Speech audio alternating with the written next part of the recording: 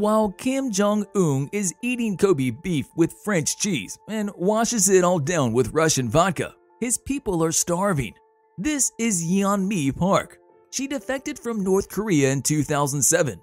She said it's normal for North Koreans to eat crickets, dragonflies, and flowers while considering frog legs as a delicacy for the rich. So, how do these 25 million North Koreans stay alive? Yeonmi Park said that North Koreans don't have trash cans because they have nothing to throw. Even fecal matter is collected in bags and brought to school to be used as manure. The kids spend their free time chasing dogs for their poop.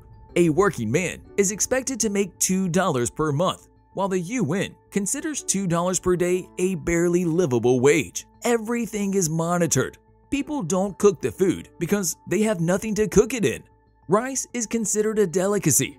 Everything is owned by the state, down to the clothes people wear. The tongue is considered the most dangerous thing any person possesses, and people barely get by. Clearly, North Koreans are in a bad position. But how did it get this bad? Where did it all go wrong? North Korea is a shrimp among whales. It's been invaded 900 times in the past 2,000 years, but it managed to preserve itself. In the 19th century, Japan was about to invade Korea. With the help of the Russian Empire, they fought against the Japanese but lost. In 1910, Korea became a colony of Japan. Korea was exploited by the Japanese to the fullest until 1945. In the north, Japan exploited the $10 trillion worth of natural resources and transported them to Japan, hoping they would aid the war effort, but they didn't. With the defeat of Japan in 1945, Korea was liberated. But after the war, the two main economic political systems split the country in half. Much like Germany, Korea was divided. South Korea became associated with smashing that like button just like you should if you haven't done so already. But no. In all seriousness, they adopted capitalism and the US, while North Korea leaned towards communism and Russia and China. The leader of North Korea was Kim Jong-un. He was a guerrilla fighter in the war. He was building a socialist command economy with him at the top. The one-party communist state elevated its leader to the status of a god.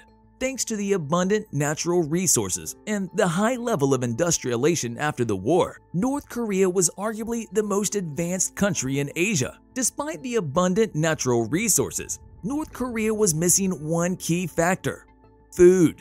All of the agricultural lands were in South Korea. The system worked well when the two Koreans weren't separated. But now, North Korea didn't have enough farmland to feed its people. Fearing that North Korea would be surpassed and attacked by the South, helped by the Americans, North Korea launched an attack on the South in 1950. The Korean War began and lasted until 1953, when the armistice was signed. During the war, the North was helped by China and the Soviets because they didn't want a united, capitalist Korea on their border. Kim Il-sung took all farmland after the fact, and the government began to control every aspect of people's lives. But one major problem remained. During the occupation of Japan, almost no North Koreans held any significant administrative positions.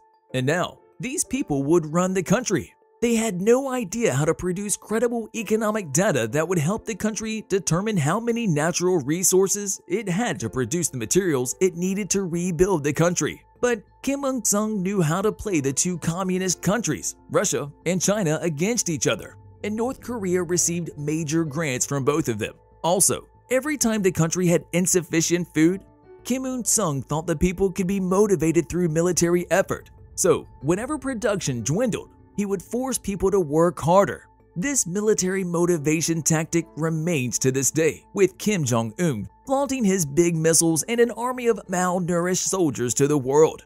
Regardless of the fact that height requirement for soldiers in the military is 4 feet 10 inches. Back to North Korea after the war.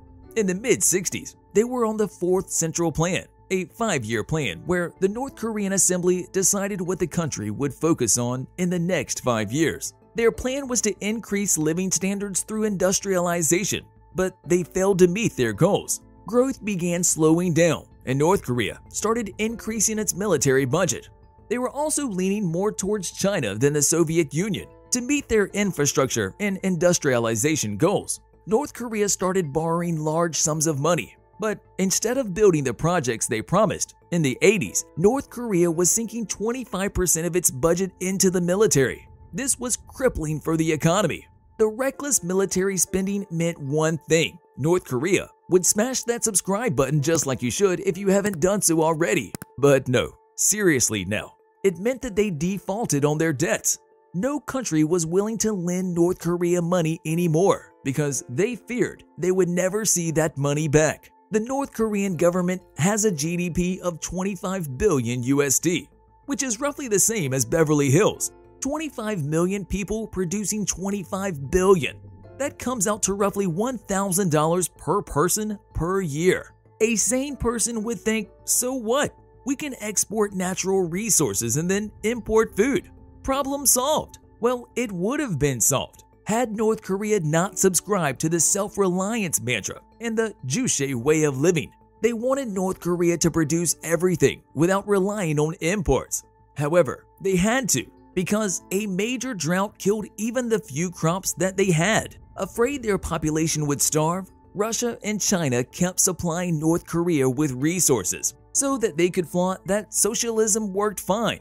In 1991, North Korea's biggest lifeline collapsed.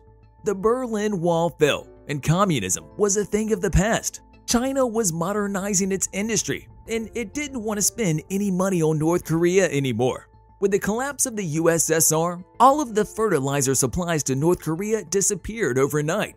Agriculture production dwindled. The economy was on the brink of collapse. Also, all of the oil Russia was supplying at preferential rates ceased. To warm themselves during the winter, people started to cut down trees. The result? The ground below couldn't handle the torrential rain, so landslides in farmlands became a major problem. On top of that, all of the underground stockpiles of grain became flooded. Due to the lack of food, millions perished as a result. So how does Korea still exist? Well, in the 90s, they made a plea to the UN. The only thing they hated as much as American soldiers. Surprisingly, the UN supplied the food.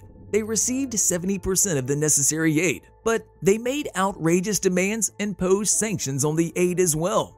Unable to meet all of their over-demanding requirements, the UN stopped providing aid to North Korea. In the 2000s, from 2009 until 2013, North Korea did something we never thought we would see. They allowed minor trading to exist.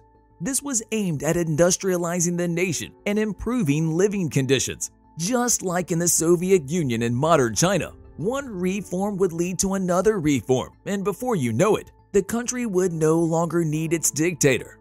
That's not something Kim Jong-un can allow, is it?